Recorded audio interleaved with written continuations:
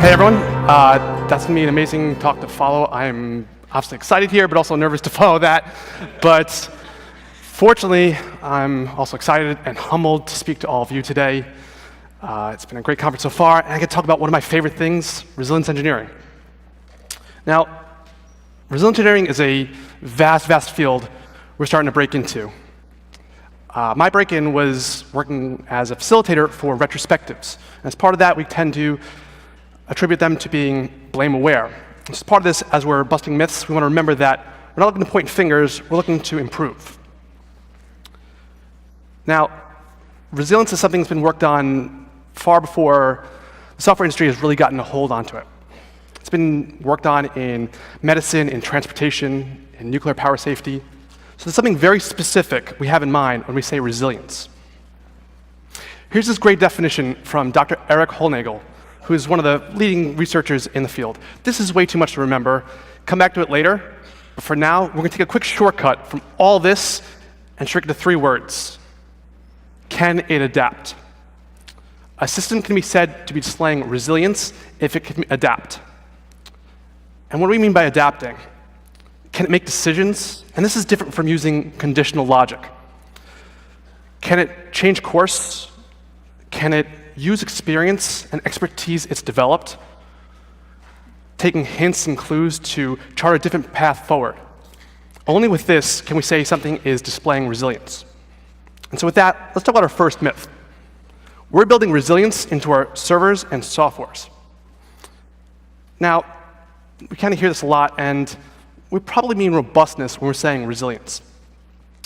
Our code, our infrastructure, our servers, they can't think, they can't develop any kind of experience or expertise.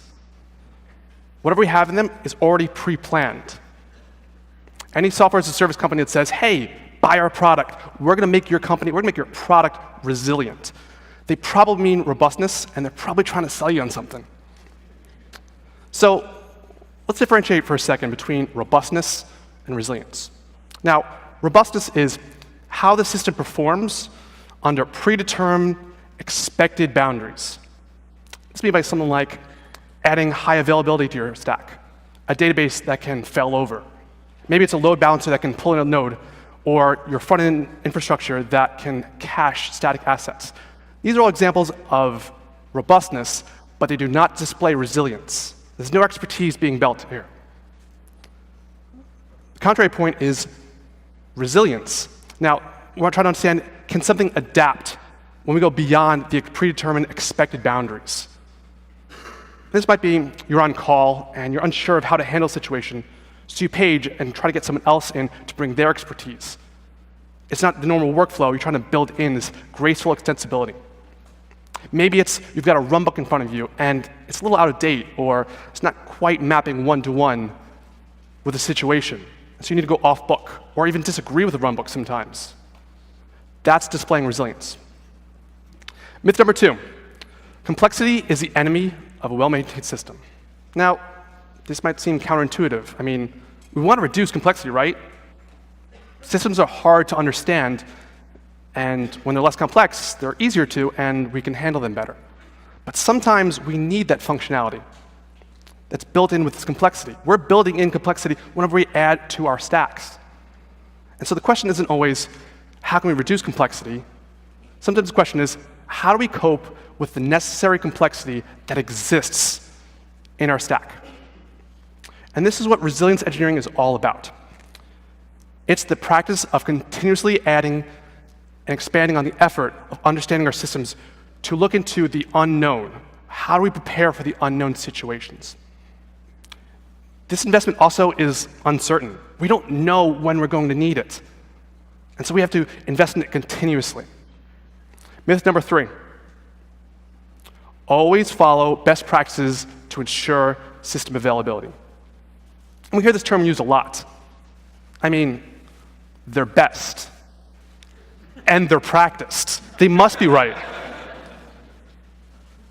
But best practices don't always map one-to-one with a company. Sometimes you need to shoehorn it into your company, or sometimes you even need to push back on what is considered a best practice. An example, deploying on a Friday.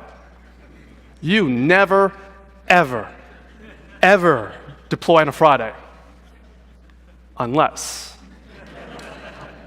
maybe there's a security vulnerability we just discovered, or there's business needs that require us to have something ready for a weekend, or maybe you want to run a test over a couple days and you need that built-in time. And so then the question becomes, what happens when you need to push back against best practices? Now, best practices are not going to guarantee safety. If it goes right, well, then we were right to be risky. You did the right thing. But what happens when it goes wrong? When you push back against best practices and something blows up?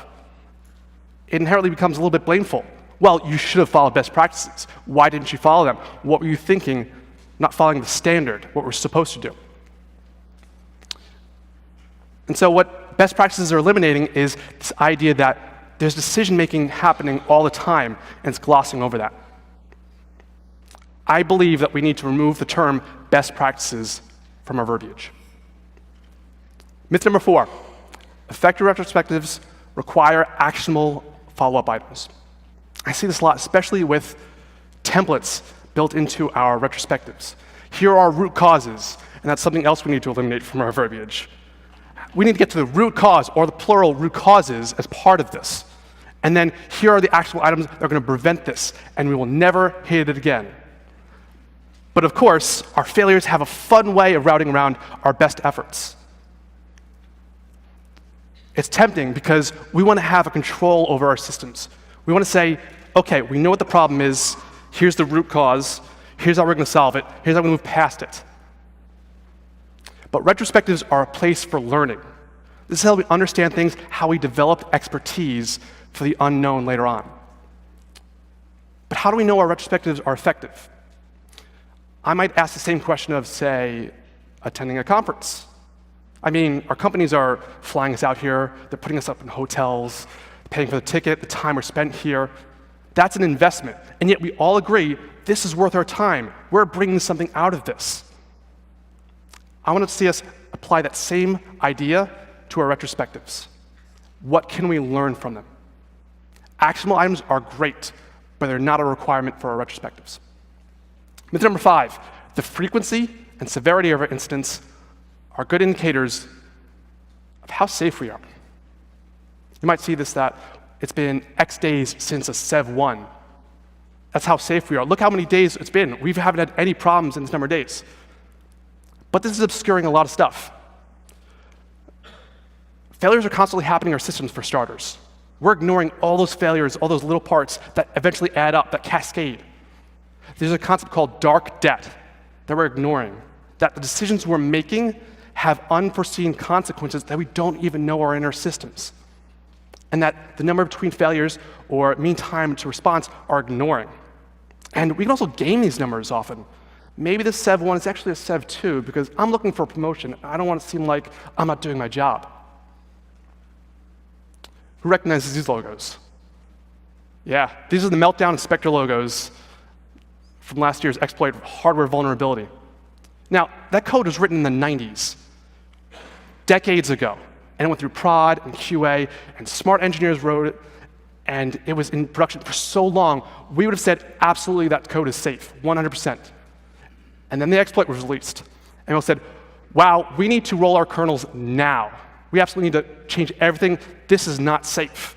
Nothing about the code actually changed, just our understanding of it. And so what I'll suggest is, instead of trying to juggle all these numbers, all these metrics to say how safe we are, talk to your experts, share that knowledge, share that expertise.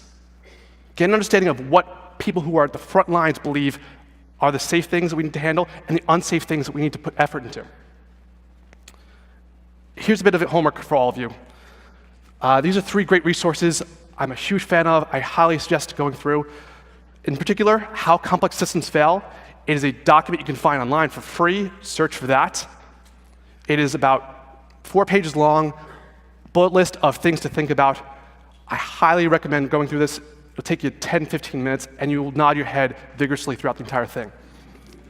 I want to thank everyone for coming today to listen to this. Please find me. I'd love to talk more about this. I'd love to bring more people into it, especially not just straight white dudes coming on stage and talking about this. Bring other people into this too. We need your expertise as well. Thank you so much.